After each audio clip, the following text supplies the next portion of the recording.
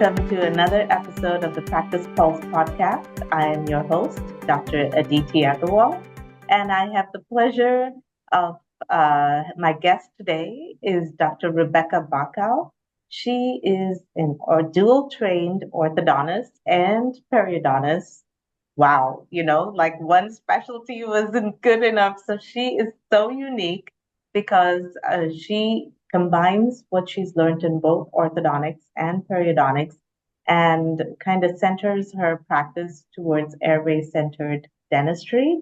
And, I have had the pleasure of hearing Dr. Bockow speak at numerous occasions, and she has been a catalyst and an inspiration to a lot of us local dentists for sure.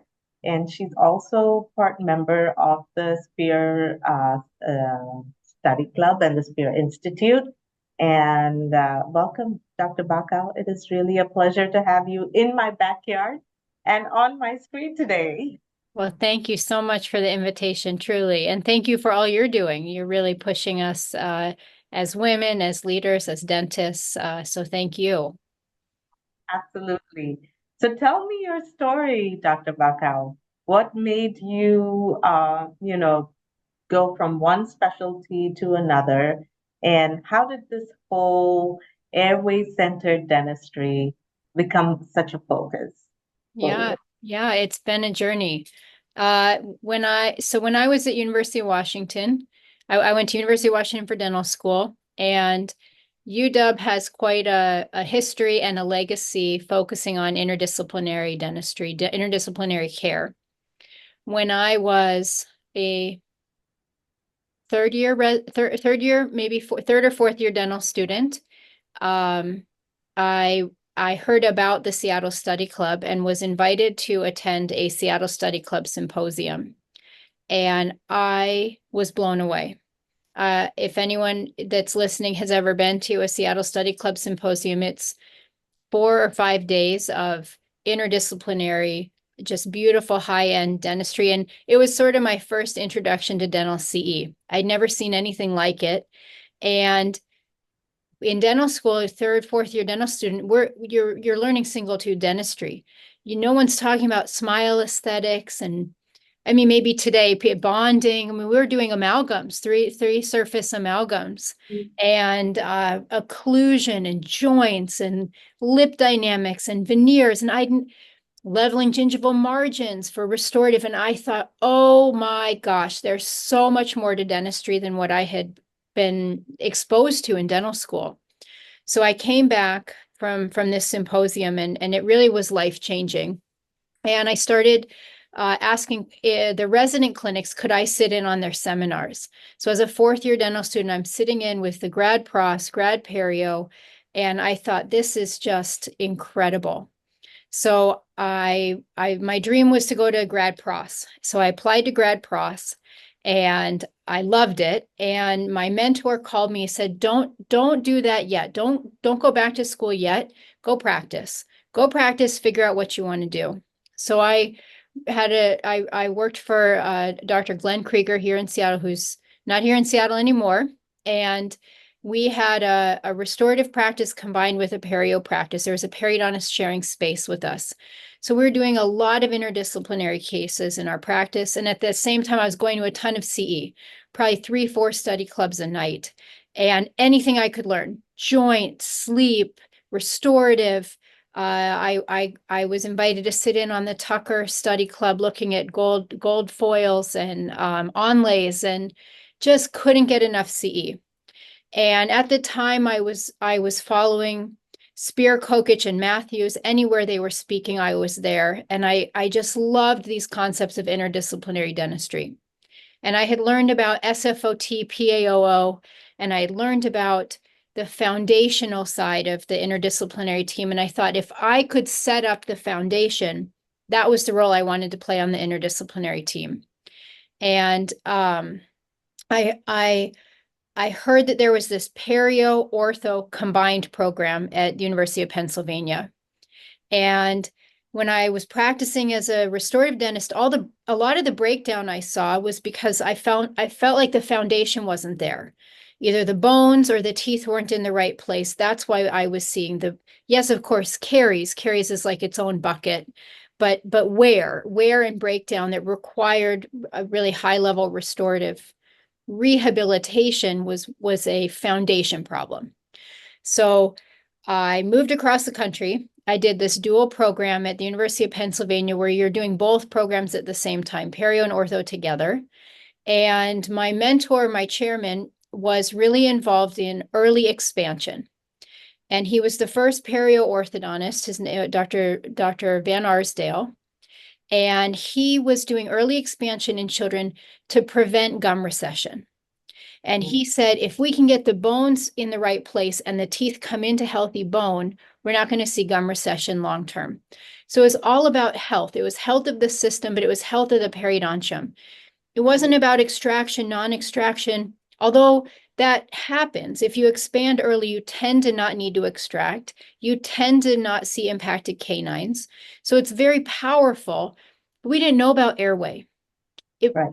We weren't aware of it. It wasn't something that we knew to ask, but our program was very heavy on early expansion. So here I am, a resident. Now I'm doing peri, I'm doing ortho, and he has been expanding early his whole career, and he's still seeing patients, Dr. Van Arsdale. So we get to shadow him in his clinic, and I'm seeing these patients on retainer checks. And some of them aren't even wearing retainers anymore. And here they are, they're 20, 30 years old, and it's beautiful. The teeth are lined up, the gums are healthy, the bone is healthy.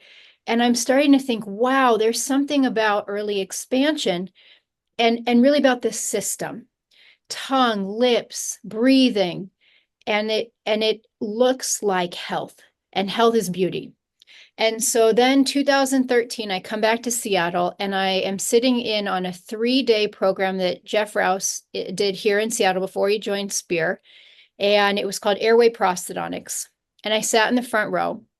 And for 3 days, he's showing adults with sleep apnea, picture after picture.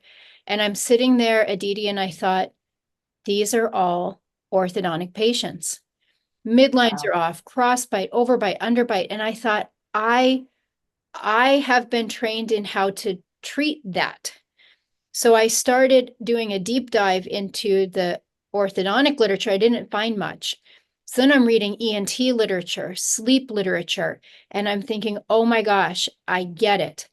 If we expand, not only are we doing this for the gums, we're the roof of the mouth is the floor of the nose. As we widen the nasal floor, we improve nasal breathing, we make space for the tongue. And then I started learning from other people like Mike Gunson and thinking about surgical cases and really starting to ask, if we treat these kids early, can we avoid extractions? Can we avoid jaw surgery? Right. Can we change the way the face grows? And so that's really become the passion of our practice. Simultaneously, the world of MARPIs or TAD expanders is growing and evolving. And so we were using them as early adopters in our program in 2007, 2008, 2009. Here we are, 2025, and it has grown so much. And that's another big, exciting part of our practice. So, Yeah. so it's been an evolution. It wasn't a straight line, or maybe you could say it was a straight line that ended up here. But I think in the world of dentistry, we're learning more and more. And I think if we look back in 5 years, we'll say, wow, we're so much further because it's gaining in momentum. Right. No, it's so, so important, that connection between the airway, the face, the nasal, the oral cavity, kind of everything. This is the gateway. Our face or our mouth is our gateway to health. And we've Absolutely. always been practicing, I think, as dentists in a little void or a little bubble, not connecting the whole system. And when I actually sat into your lecture, this might have been 2013, 14. It was very early. You had done just an hour lecture. Maybe it was 2015. I can't remember exactly, but um, I was blown away when you talked about that whole connection between the orthodontic cases, the malocclusion, and also the way that the malocclusion affected the airway. I was like, wow, that actually made sense to me. And then for me, it became a personal journey, as you know, for my daughter who had the same issue and was not able to sleep at night. And then, I had the pleasure of having you treat her. And now uh, at 12 and a half. She's a force to reckon with, but at least she has good sleeping habits. So I'm really thankful to you for that. So tell me a little bit about, the TADS, the MARPE. How did that, evolve, and how have you incorporated that? Oh, it's been such a great journey. So, there were a few pockets of people working. So, thinking about expansion. So taking a big step back, when we think about the upper jaw, rather than calling it the maxilla, I think today we can think about the nasomaxillary complex, because this bone is this bone. It's all one system. Yeah. And so when we think about small babies, infants 1, 2, 3 years old, that sutural system is still forming and developing, and it responds to pressure. So breastfeeding is really important. Tongue coming up and into the oral cavity is really important because that drives the growth of the upper jaw. The roof of the mouth is the floor of the nose. And so in a small child, let's say 5, 6, 7 years old, if we can put even up to maybe 8, 9, if we put something on the teeth and we slowly turn it, we actually can grow the upper jaw, which is incredible. It's incredible that we can do that. And we can grow it in the width and we can grow it forward back with some caveats. Once we get into puberty, so for young females post-menses and beyond, that sutural system is more intertwined, and it takes a greater amount of force to open that suture. If we put a fixed expander on, let's say, a 15-year-old girl post-menses, we're pushing on the PDL, we're pushing on the suture. What's the weakest point in a 15-year-old female? The PDL. So we end up pushing the teeth out, but we don't get this widening at the bone level. So historically, we would go from early hyrax, like a traditional tooth expander, all the way to surgery, which is invasive for a young child, for a teenager. So when we started thinking about, okay, can we anchor an expander to the bone? Can we use TADS? That was very revolutionary. So in the early mid 2000s, we started putting TADS underneath our expanders for these teenage patients, and we saw beautiful results. But it wasn't working as well for, let's say, 25 and older. So then Juan Moon developed the MSC, the maxillary skeletal expander, with a company based in Korea, and he really popularized it here in the States. And it's a great appliance, but it's a stock appliance. So it has a set dimension where the TADS can go, and it's limiting because we can't make it individual per patient. So we saw a relatively high failure rate, like 17% for female, up to 70% failure for males, Wow. adult males. Hmm. So then we started incorporating minor surgery with the TAD expander. So now it's evolved even more. So today we can offer 3D printed, custom designed, custom TAD expanders. We can choose the location of the TAD. We can choose the length of the TAD. We can choose how many TADs. We can design the substructure for each patient anatomy. And what that's done is it's dramatically increased our success rate, and it's dramatically increased the type of patients we can take on. So our oldest patient to date is 66. Wow. We are taking on adult males, adult females. We're closing open bites. We're doing vertical control. We're getting the upper jaw forward. We just put, I think 2 weeks ago, I put a case up on our social media channel, 60-year-old with a significant underbite, and we corrected the underbite. So Wow. it's totally changing the scope of our practice. When we think about airway, there's a ton of studies coming out showing that a TAD expander, it can improve sleep apnea scores in adults. So it can, because it improves nasal breathing, because it makes space for the tongue, we see less airway collapsibility, which improves sleep quality. And so our why is different. It's not just about straight teeth anymore. Yeah, I mean that's the most amazing thing. I've had a patient who was able to avoid getting, surgery for her jaw, for jaw repositioning, and she was so grateful, so thankful that she didn't have to go through that. Can you elaborate a little bit on how that works? Yeah, so when we anchor to the bone itself, it's not tooth movement, it's skeletal change. And so we can't grow a mandible. We Right. still can't grow a mandible. But when we think we can intrude the maxilla, we can bring the maxilla forward and we can widen the maxilla. And we can do all of that with a TAD supported appliance. Wow. And so, even though we can't do much about the mandible, we can compensate with the changes in the maxilla to help correct the bite as well as the facial aesthetics, which is, and all of it without surgery. I mean, that is really amazing. It's Wow. it's really exciting. Absolutely. And what kind of response are you getting with these adult patients? Or what about compliance? Are they even even go? I mean, I'm sure you're getting, I want to understand that too. Sure. Adult patients, they're choosing this.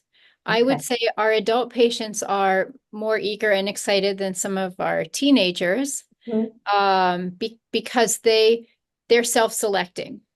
So they're walking in the door, they're saying that I'm choosing to do this. Our our methods are getting better. Our our sequencing is getting better, and so our treatment times are getting shorter and more predictable because we're learning every few months. We're reanalyzing our results and thinking, how can we do this better? So for example, I saw an adult male in the clinic yesterday. He flies in from Spokane. He had diagnosed sleep apnea. He was told the only way to get off of CPAP was double jaw advancement. And he said, I hear you. I get it. Can we do something else? And I Mhm. said, we can try this. And so we used Light Force braces, which are 3D printed custom braces, and a custom TAD expander. And we turned very slowly. We kept the diastema closed. So all of this is relatively new, slow expansion, braces in combination, never saw a gap. And we took it out yesterday. He's 13 months in, and he might be done in the next few months. Wow. I told him it might be a 3-year case, and here we are. We're gonna be done in less than a year and a half. And he feels like he can breathe better. He's sleeping better. Um, we're gonna do a follow-up sleep study to see, because we want to quantify that so it's not just subjective but objective. But he really, really feels the difference. Wow. That's life-changing, really. Yes. Yeah. Yeah. We have another patient who just was texting me. She just did her follow-up sleep study. She's off her CPAP. So it really works. So the next question might be, what is case selection? Now, who's a Correct. candidate? Yeah. Expansion for kids. We see big results for young kids. For the adults, the expansion works really well with mild to moderate cases. Severe cases, we're still thinking jaw surgery. Gotcha. Gotcha. And another thing I wanted to, understand, like I have been blessed enough to have you in my network as a practicing dentist, right? So I'm able to say, okay, I know somebody who can help with sleep apnea, especially if I have patients, because as a general dentist, I'm the first line of defense. Yeah. And but there are a lot of dentists out there. How do they even know that such kind of therapy exists to be able to give choices to their patients, As you said, a lot of the adult patients that come in, they are choosing to do this, so their compliance is really high. And there are even so many more who are suffering in silence. really? And how do you, how do we spread the word about this kind of therapy? What would it take for it to, be more large scale, versus, certain pockets of the country doing this? Those kind of things. Do you have an idea? Yeah, so I think I think we're at the beginning of the wave and the wave is coming. Okay. So every year it's growing the number of doctors across the country that are getting involved in this. And it's exciting. There's people like Audrey Yoon that are starting organizations. She started something called the World Dental Sleep Society, which is practitioners from all different backgrounds coming together to learn together. A lot of new publications coming out constantly in the orthodontic journals, restorative journals, ENT and sleep journals. So the word is getting out. I think when I was practicing restorative dentistry, we thought of the interdisciplinary team as the periodontist, the restorative dentist, and the orthodontist, the endodontist, maybe the oral surgeon. I Right. think today our interdisciplinary team is growing because now we can include the sleep physician, the ENT, the myofunctional therapist, the pediatrician, or the primary care doctor. So we as dentists have a seat at that table. We have a very important role. Like you said, the mouth is the gateway to health, and we're going to see things that the primary care doctor isn't going to be paying attention to. We might see wear or breakdown or signs of acid erosion. We might see this huge tongue and not enough space for it. We're going to see open bites, lateral or anterior. We see that as dentists. So we have this incredible role to help patients get healthy. So asking new questions, helping these patients find resources, and then our interdisciplinary team can grow. So for everyone all over the country, take people out for coffee, make phone calls, call the ENT, call the oral surgeon, call your orthodontist. Say, hey, where are you at with this? What new research is out there? What are you seeing in your practice? What new things are you incorporating? How can we work together? And if they don't have a good answer, call somebody else. Find a team that you can grow with, find a team that you can learn together with, that's excited and that's willing to share and collaborate, because that's really where this is headed. Absolutely, absolutely. As they say, interdisciplinary care is getting bigger and larger as the years are passing by. More and more med dent sort of clinics are starting to pop up where they are, and people are asking for it. People are asking for whole health solutions. As we are getting to a point where people are, of course, living longer with all the medications that we have going on, that are coming out in the market. What about how to treat other situations that can't be treated with just medication, right? Right. And how do we understand what is going on in our bodies? And what are some of the, how do you call it, the side effects of evolution, right? That we have done not knowing to our bodies earlier in our evolution journey. And we, as Homo sapiens, we did have a large mandible, we did have a large maxilla. What happened to that over the years? And then how have the teeth kind of struggled to fit in to that complex? It's quite an interesting, really, even just a study about it. It's just so interesting. And how can we get back to that, yet maintain the aesthetics of today, right? Yeah, for sure. For sure. So, if our viewers want to reach out to you and or learn more about what you're doing, how do they do that, and how can they reach you? Yeah. You can follow us on social media. I'm at our Bockow, and then our practice at Inspired Ortho, and we're always posting literature and cases. I also teach a 3-day course in Kirkland, Washington, right outside of Seattle, with Mike Gunson. And it's really an interdisciplinary course. Pediatric dentists come, oral surgeons, restorative dentists from all over the country. And we talk about things that maybe didn't come up in school. Like, of course, a big part that I teach on is how the face grows and develops and what we can do for the kids. Mike really shows the extreme when he shows jaw surgery, because that really means that growth didn't go in the right direction. But we talk about speech and sleep and joint health, lip dynamics, facial support, and aesthetic dentistry follows all of this, but it's really centered on stability and whole health of the system. And I can send you a link if you want to post it. Yeah, Uh, that'd be great. but it's just so my passion, of course, is seeing patients, but also teaching, because the more we can get this message out, as you mentioned, to communities across the country, it would be great. No, absolutely. It would definitely benefit so much to society as a whole. I've had the pleasure of being in some rooms with some MDs and sleep physicians.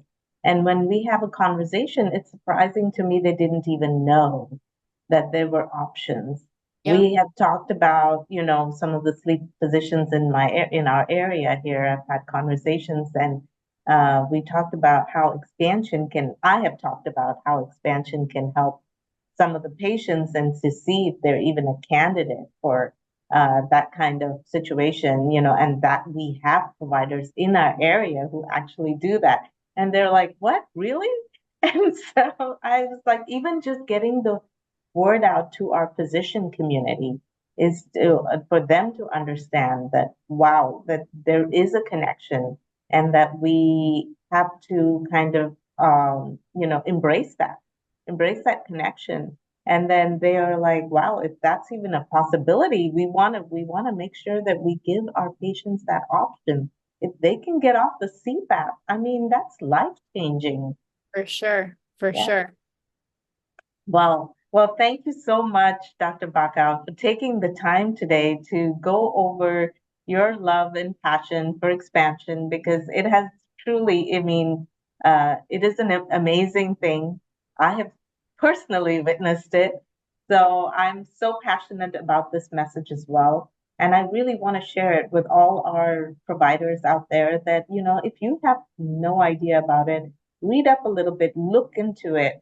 I mean, follow Dr. Bacall, the cases she's done, the stuff she has done and seen, and I have seen because of being associated with her. I mean, it's really truly amazing. And then I have had, of course, patients come back and tell me, you know, I don't have to wear a CPAP anymore, or I can sleep better at night, or even kids saying, or parents saying, my child did not have to go through surgery because we were able to do expansion early enough. I tell my patients now, don't wait till you're 12 or 13. Let's get you into the orthodontist chair at 7 or 8, or between 6 and 8 if you're a young lady, and let's see where you're at. So I've been really pushing forward with my community, and I hope that all you dentists take a little time to understand this, because it's truly, truly powerful.